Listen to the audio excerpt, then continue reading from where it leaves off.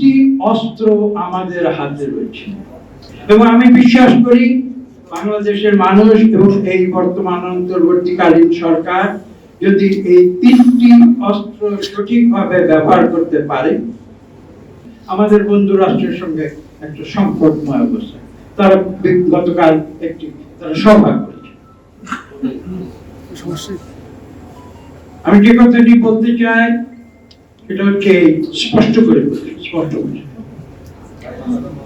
তিনটি অস্ত্র আমাদের হাতে রয়েছে, যা দিয়ে আমরা এই সরকার এবং আমাদের এই ছাত্র জনতা এবং আমাদের দেশবাসী এই সংকট অতিক্রম করে আমরা একটি গণতান্ত্রিক রাষ্ট্রে রূপান্তরিত হতে পারি। তিনটি অস্ত্র কি? আপনারা ভয় পাবেন না, অস্ত্র শব্দটি শুনে ভয় পাবেন না। আমি এমন তিনটি অস্ত্রের কথা বলছি যে তিনটি অস্ত্রের কোনো বুলেট নাই। বিগত স্বৈরাচারী সরকার বুলেটের অস্ত্র ব্যবহার করেছে, আমরা কিন্তু বুলেটের অস্ত্র বিশ্বাস করি। আমাদের তিনটি অস্ত্র কি? বুলেট বিহীন তিনটি অস্ত্র কি? এক নম্বর রাজনীতি,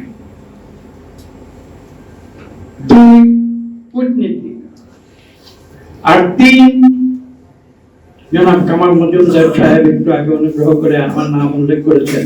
তিন, সেটা হচ্ছে আপনাদের এই মিডিয়া, এই পক্ষবর্তী মিডিয়া, এবং এই মিডিয়াকে আজকে আধুনিক জগতে যে টেকনোলজি আপনাদের যে অস্ত্র দিয়েছে তার নাম হচ্ছে তথ্য প্রযুক্তি, আইটি। এটা হচ্ছে তিন। এবং আমি বিশ্বাস করি বাংলাদেশের মানুষ এবং এই বর্তমান অন্তর্বর্তীকালীন সরকার যদি এই তিনটি অস্ত্র সঠিকভাবে ব্যবহার করতে পারে,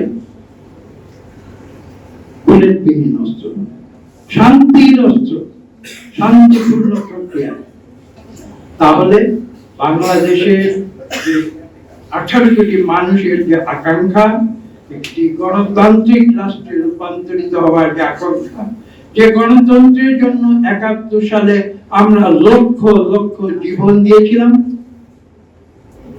যে গণতন্ত্রের জন্য বিগত জুলাই আগস্টে মাত্র কয়েকদিনের ব্যবধানে হাজার হাজার ছাত্র জনতা জীবন